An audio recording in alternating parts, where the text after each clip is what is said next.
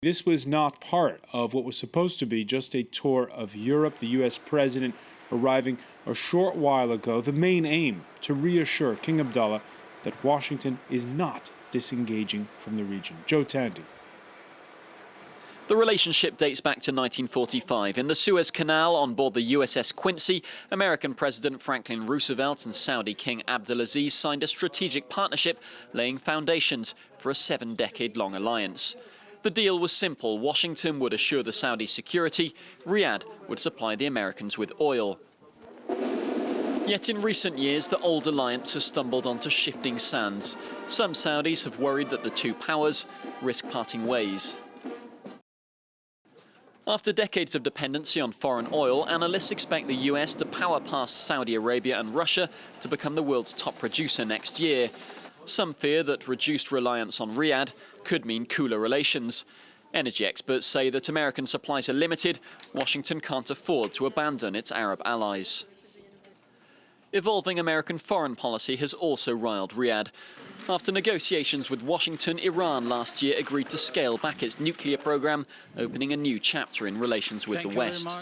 For the Saudis, the US is offering too much latitude to their biggest regional rival.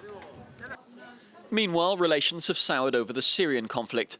Angered by the American U-turn over airstrikes against Bashar al-Assad, Riyadh also feels Washington's failed to provide sufficient support to the armed opposition. The Americans worry Western weapons could fall into the hands of al-Qaeda-backed extremists. And while Washington opposed the toppling of Egyptian President Mohamed Morsi, the Saudis are backing Cairo's new military government. Riyadh counts Morsi's Muslim Brotherhood among its most hated foes.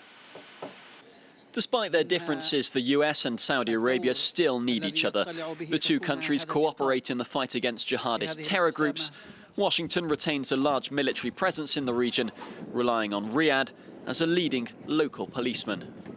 And we're pleased to welcome from Dubai, Mustafa Alani of the Gulf Research Center. Thank you for being with us here on France 24.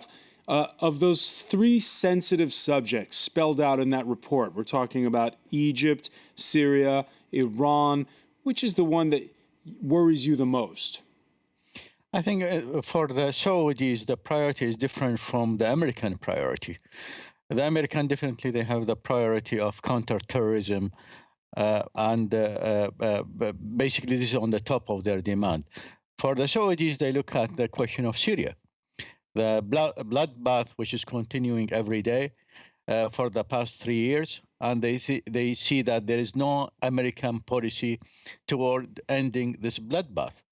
The Saudis accept the diplomatic solution and Geneva II. They participate. The American couldn't deliver in Geneva II. They accept Security Council. The American were unable to overcome the Russian veto. So what is left? For the Saudis, the only thing left, as the Crown Prince said in the Kuwait summit, it is to change the balance of power on the ground. That means supplying arms and help the rebel, the opposition, to score some sort of military victory. But even the Saudis are of two minds. There was the announcement earlier this month ordering all Saudi nationals fighting inside of Syria to come home. The Saudis also faced with the problem of how to back those who are resisting Bashar al-Assad. Absolutely. The Saudis, they don't want to make it a universal jihad in Syria. What happened in Afghanistan and Iraq, it was a major mistake. They basically, the idea is that the Syrians going to fight to topple their own regime or to settle, the issue in Syria.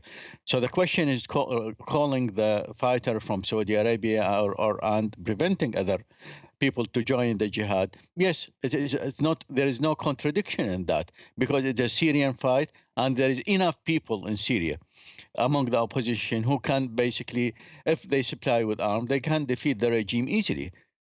What are your thoughts on this announcement? A unnamed U.S. official telling the Associated Press this Friday that the Obama administration is considering the green light for shipments of new man-pad air defense systems to Syrian rebels. Do you think that'll happen?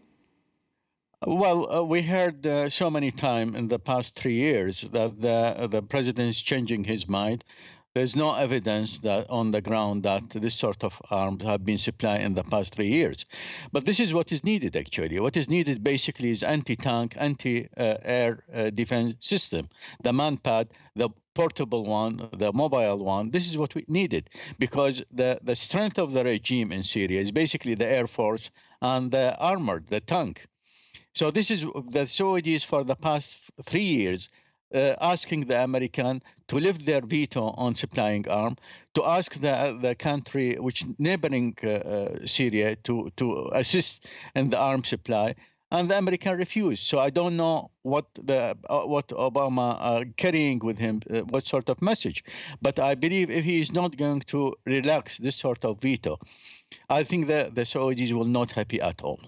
Regarding Iran, is the U.S. making peace with Iran really such a threat to Saudi Arabia? No, absolutely. You see, the Saudis issue and the GCC, other GCC state, issue statement welcoming the temporary agreement with the 5+1 on the nuclear issue with Iran. We have no problem with that. We're going to have a problem with the final comprehensive agreement because the temporary agreement basically comes short of the Security Council resolution. Security Council resolution spelled out all the requirement from Iran, but this agreement, the temporary one, basically overlooked many restrictions imposed by Security Council.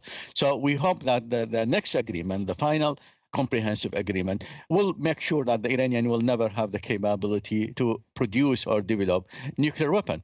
But Iran for us is not only the nuclear issue. Iranian interventionist policy in Lebanon, in Syria, in Iraq, in Yemen, in Gaza, this is what worries us. This is the major issue, and the American is not addressing this issue with the Iranians. They're only focusing on the nuclear issue, as they focus on the Syrian issue. The only issue is counterterrorism. Of course, yeah, we've had Iranian guests tell us the same thing, but in reverse. But I want to ask you about the timing of this visit. It comes 24 hours after we got this surprise announcement out of Riyadh that the youngest half-brother of the king, Prince Mokren, the former head of Saudi intelligence, is going to be the deputy crown prince. In effect, it strips Prince Salman of the customary right to name his own successor. Why now this announcement? Yes, first, Prince Salman, basically, according to the official statement, agreed to this decision. And basically, he gave his blessing for this decision. So I don't think this decision went against the wish of Prince Salman. Secondly, there's a demand inside Saudi Arabia and outside Saudi Arabia for a clear-cut inheriting line for the crown.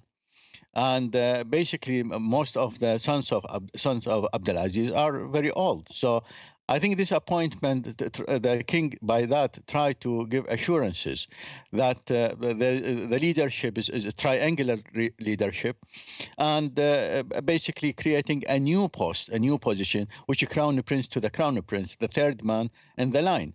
And basically, it is a positive in general. It is a positive in this regard to the person who's going to be appointed that. But it's basically giving assurances for the people that the line of the succession is very clear now. Prince Mokren, the last son of Saudi Arabia's founder, King Abdulaziz. Is that a good idea to still be clutching, holding on to that generation when so much of Saudi Arabia's population is under 30? Yes, you see, there's possibility that if Prince Migrin coming to power in any capacity, in the capacity of crown prince or as a king, the next generation will basically have the chance because no one will be left from the old generation. So this is the end of the line of the sons of the sons of King Abdulaziz and the start of the new generation. So you have to remember Prince Migran is the youngest. He born in 1945, so he's not very old actually. To take responsibility in the Saudis government. Right now, looking ahead, when you look at all the domestic challenges that Saudi Arabia faces at this time, it's been said a lot over the last few days that part of the problem, and this is part of the reason for the resentment with the U.S., is Saudi Arabia is reluctant to be the regional leader. They wish the U.S. was more active because the Saudis feel uneasy being in that role of leader that was held by others. It is very difficult for Saudi Arabia because it is multiple leadership. Saudi Arabia is the leader of the Islamic world. Because the Kaaba, because it's the home of Islam, is a leader of the GCC, the Gulf Cooperation Council, because it's the largest state within the GCC, and definitely is playing a major role in the Arab world. But you see, Egypt is a big state as well. Iraq used to be a big state and important state. Syria. So I don't think we have now competition on the leadership of the Arab world. And I don't think the Saudis interested to be called as a leader of the Arab world. But definitely now they're taking leadership in the question of Syria, taking leadership in the question of Egypt, and taking leadership in the question of countering the Iranian influence and Iranian threat. So they whether they agree that they are a leader or not, they doing a good part of this responsibility. Mustafa Alani, we want to thank you very much for joining us today from Dubai here on France 24. Stay with us, much more to come on France 24. We'll have more news at the bottom of the hour, including a special France 24 report as the run-up to Turkey's turmoiled local elections. We're going to take a look at all those people, and there are plenty of them, who still support Prime Minister Recep Tayyip Erdogan. Stay with us.